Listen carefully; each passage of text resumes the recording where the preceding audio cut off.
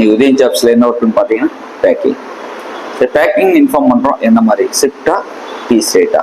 Piece rate இருக்குங்க, shift இருக்குது. Shift அப்படின்னு பார்த்தீங்கன்னா பாய்ஸ்க்கு மட்டும்தான் இருக்குது. யங்கஸ்டாக இருக்கணும். 18லேருந்து 20, 25க்குள்ளே இருந்தீங்கன்னா ஓகே, ஷிஃப்டாக இருந்தால். இல்லை எங்களுக்கு ஃபீஸ் ரேட் வேணும் அப்படின்னா உங்களுக்கு ஏஜ் லிமிட் கிடையாது. பட் ஆனால் லேடிஸாக இருந்தீங்கன்னா பெட்டர். நிறைய பக்கம் லேடிஸ் வாண்டட் தான் கேட்டிருக்காங்க. ஸ்டே இன் பண்ணுற மாதிரி தான் இருக்கும். வெளியூர் பர்சனாக இருந்தாலும் சரி, இல்லை நீங்கள் லோக்கல் உள்ளூர் பர்சனாக இருக்கிறோம், நாங்கள் உள்ளூரில் இருக்கோங்க, நான் வந்துட்டு போகலாமா அப்படின்னா, நீங்கள் உள்ளூர்லேருந்து வரீங்க அப்படின்னா ஜென்ஸாக இருந்தாலும் ஓகே தான், லேடிஸாக இருந்தாலும் ஓகே தான். ஏன்னா ஸ்டேன்றதுனால ஹாஸ்டல் வந்து ரூம் வந்து லேடிஸ்க்கு மட்டும்தான் இருக்குது, ஜென்ஸுக்கு இல்லை.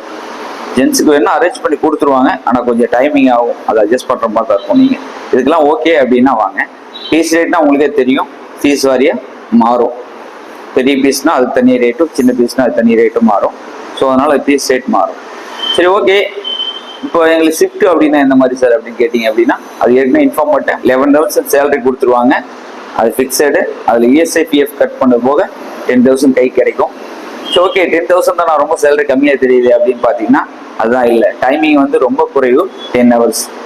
10 ஹவர்ஸ்க்கு மேலே ஓட்டி பார்க்குறீங்க அப்படின்னா அது எல்லாமே ஓட்டியில் ஆட் ஆயிரும். அது தனி சேலரி உங்களுக்கு எக்ஸ்ட்ரா கிடைச்சிடும்.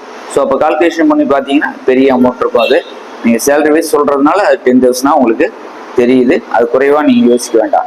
சரி, ஓகே. ஓட்டி மட்டும்தானா, வேறு எதுவும் ஆப்ஷன் இல்லையா அப்படின்னா அதுதான் கிடையாது. அது நல்ல ஆப்ஷன்லாம் இருக்குது. இஎஸ்ஐபிஎஃப் இருக்குது. அது போக கேன்டீன் ஃபுட்டு கம்ப்ளீட்டடாக ஃப்ரீ கொடுத்துட்றாங்க. 3 டைமும் ரூமும் ஃப்ரீயாக கொடுத்துட்றாங்க. இவ்வளோ ஆப்ஷன் கொடுத்து தான் இந்த சேலரி. ஸோ இது மட்டும் தானா அப்படின்னு கேட்டிங்கன்னா இல்லை, இன்னமும் ஆஃபர் இருக்குது. அது என்ன மாதிரி அப்படின்னு கேட்டிங்கன்னா, இப்போ இன்னைக்கு ஹாலிடே அப்படின்னு வச்சுக்கோங்க. ஒர்க்கிங் டேஸில் இன்னைக்கு மண்டே சார், ஆனால் கவர்மெண்ட்டுக்கு ஹாலிடே அப்படி அன்னைக்கு ஒர்க் பண்ணுற அன்னைக்கு டபுள் சேலரியாக கொடுத்துருவாங்க. உங்கள் சேலரி ப்ளஸ் எக்ஸ்ட்ரா ஓடி சேலரி, இது ரெண்டுமே கொடுத்துட்றாங்க. இப்போ அப்ராக்சிமேட்டாக ஒரு 300 உங்கள் சேலரி அப்படின்னு வச்சுக்கோங்க.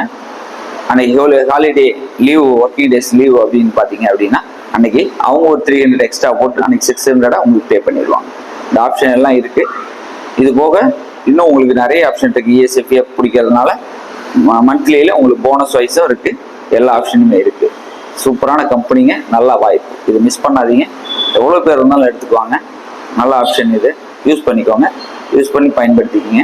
வீடியோவில் டிஸ்பிளேயில் தெரியிற நம்பருக்கு வந்து திருப்பூர் வந்துட்டீங்க அப்படின்னா திருப்பூரில் தான் நீங்கள் கட்டாயமாக வரணும். நம்ம உதயம் ஆஃபீஸ்க்கு தான் வரணும். திருப்பூர் பழைய பேருந்து நிலையம் வந்துட்டு டாக்குமெண்ட் என்னென்ன கொண்டு வரணும்னு உங்களுக்கு நல்லா தெரியும். ஆதார் கார்டு, லக்கேஜ், வீட்டு கான்டாக்ட் நம்பர் கட்டாயமாக வேணும்.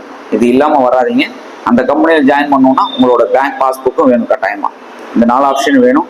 இது 4 எடுத்துகிட்டு திருப்பூர் பழைய பேருந்து நிலையம் வந்துட்டு நம்ம டிஸ்பிளே தெரிய நம்பர் கூப்பிட்டீங்க அப்படின்னா உடனே கூப்பிட்டு வந்து உங்கள் டாக்குமெண்ட் வெரிஃபை பண்ணிட்டு டியூட்டியில் ஜாயின் பண்ணி கொடுத்துருவாங்க. தேங்க்யூ.